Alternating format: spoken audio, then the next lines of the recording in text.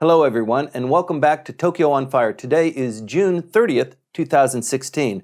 The funny business regarding the governor of Tokyo and who is going to replace him continues. Yesterday, Koike Yuriko threw her hat into the ring, and this is causing an awful lot of consternation, Michael. It's amazing that she's done this. She's gone out, well, we should first say who she is. She's a newscaster who started out her life in politics in 1992 with Hosokawa Morihiro and the New Life Party, and has actually jumped from party to party, but landed eventually around the turn of the millennium in the LDP, and has stayed there and been a basic LDP stalwart. She's served as the Minister of the Environment, and she's served Minister of Defense. It was for a very short period of time. It was only a month before.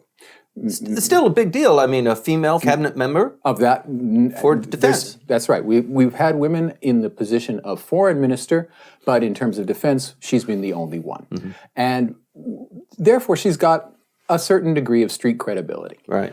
And yesterday, she did something that people were hinting about and talking about, but didn't think would happen the way it did. She said basically, I'm ready.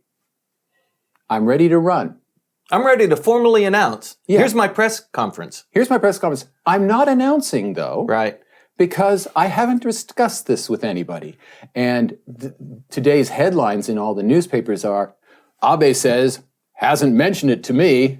Local LDP branch, no contact whatsoever.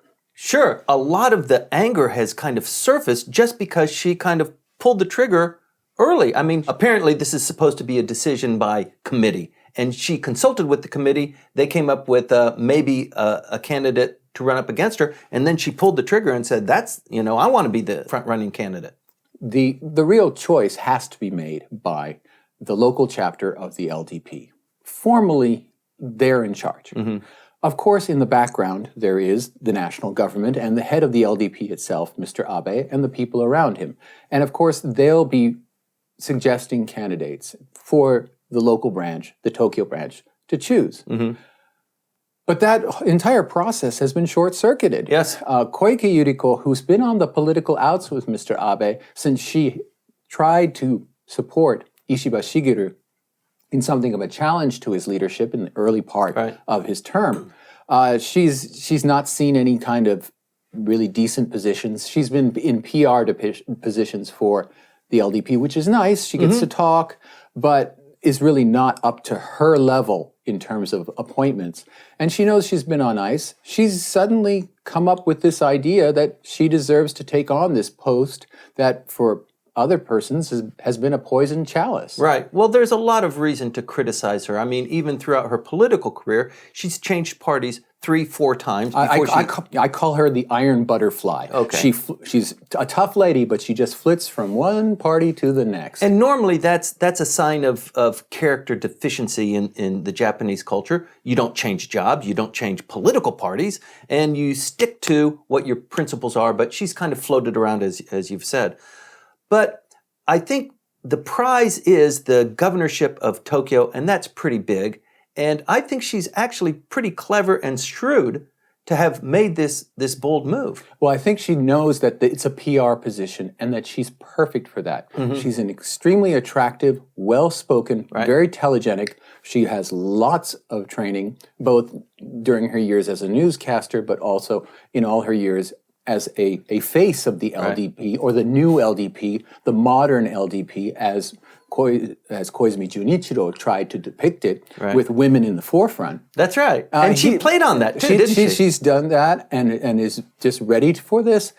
And the LDP wants to go a completely different direction on this. They wanted, instead of someone telegenic and someone forthcoming and who would be attractive to the voters, they actually wanted to dull the election down to almost nothing. The suggestion that they've put forward is a deadly dull one of the former vice minister of internal affairs, of the general affairs ministry, a bureaucrat. Oh, he has some star power. his son is a member of a very popular band, and it's a good band. They can actually play instruments, Right. Which is very rare in Japanese pop music, that they actually have some measure of talent. The name of the band is Arashi. Arashi. Right. I like them because they actually do play. They do play their music, but that's it. Okay, so he's been vice minister, the highest bureaucratic position, but he's still just a bureaucrat. And they just seem to have wanted to tone down this election as much as possible, get through it, and put in a faceless, well, almost faceless bureaucrat. And that has just simply been exploded. Well, isn't it somewhat obvious that the LDP wants to contain and control who is getting the governorship? So, I mean, we've got the Olympics coming right down the path, and that's a huge potential pork barrel project. It lasts for years, a lot of construction going on, and the LDP would like to be on top of that. And if there is a candidate that is kind of LDP but kind of not, although she spoke on her press conference, yes, I'm an LDP candidate, I'm running as an LDP candidate, and I have the support of the LDP. Well, that's her story. A little bit of a stretch, though. Yeah, it's a bit of a stretch, because if you don't have anyone's agreement, then you're going out on your own. You may have the party badge, you may be in the caucus, but she's really forced the issue. Sure. In this kind of state of confusion, for her to pop up like that, I mean, it's really quite brilliant. Well, it's also very much the Koizumi playbook, where you just suddenly put yourself forward and run with it. Right. And Damn the torpedoes. Damn the torpedoes, Right. do it. He did it several times before he was successful with it. Now, Koike clearly needs to do this for her own personal career. She's been really sidelined. And this puts her right in the center Well, of she's everything. always been mentioned as a top contender. You know, she was originally, and there was certainly some kind of interplay that had to do with the candidacy possibly of Renho of the Democratic Party, so that you'd have two women running against each other for this very important post. Right. And that would look really great to have a woman as governor of Tokyo in the build-up for the Olympics and the Paralympics. Right. That this would be a super PR move. That's not the way the LDP has wanted to go with it because of these two resignations. Right. They want to tamp it down, keep it down, and that's no longer possible. It's a bit of a dangerous sideshow, isn't it? I mean, we're already in campaign mode for the upper house election. Half of the upper house is going for elections, have been in election mode for the last week. This is something that could cause a disruption or, make people divert their attention to what the issue is, and that is, let's vote on the upper house first, and then let's move on to the governor's election. I would say it's even more significant than that. I think that this is really the first indication of the erosion of Mr. Abe's control of the party. That this is the harbinger of the post-Abe era. Because, okay, he's going to get through the election. We know that. We know that the party's going to do really well. At least we'll go through the numbers sometime. But, Abenomics really doesn't work. When you get down to it, the simple fact that, corporate profits went up, yes, but that was due to a devaluation. And that devaluation is blown out of the water, both by Brexit, which has happened, but all kinds of other aspects of the world economy has completely erased all that effort. Mr. Kuroda has nothing left in his bazooka. Well, in fact, the dollar fell to below 100 yen to the dollar. And this is just, the yen is just supercharged despite everything they tried to do to weaken it. And therefore, the exporters, when they do their next declaration of their profits, they're not going to be able to say we made a great deal of profit because the exchange rates have moved against them. Right. So, sorry, this story, we have to continue on with the leadership that we have because Abenomics hasn't been allowed enough time to work. Well, it's not going to work. Right. And I think Koike Yuriko is a harbinger. She's the clarion call. There is going to be a post-Abe era.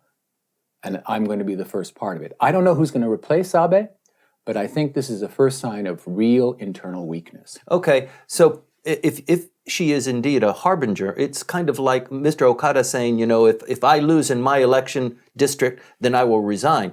With the prime minister, and the governorship of Tokyo, if she wins, doesn't that kind of accelerate or accentuate the fact that Abenomics is on the skids? So doesn't that mean that the LDP is going to really come forcefully forward to defeat her in the gubernatorial election? We don't know how this is all going to work out. She might run as an independent. There's no money in that, and it's really hard to do. But what I'm saying and thinking is that you don't try this unless you are willing to go into the wilderness. And why would you be willing to go into the wilderness if the party was certain to be in control forever?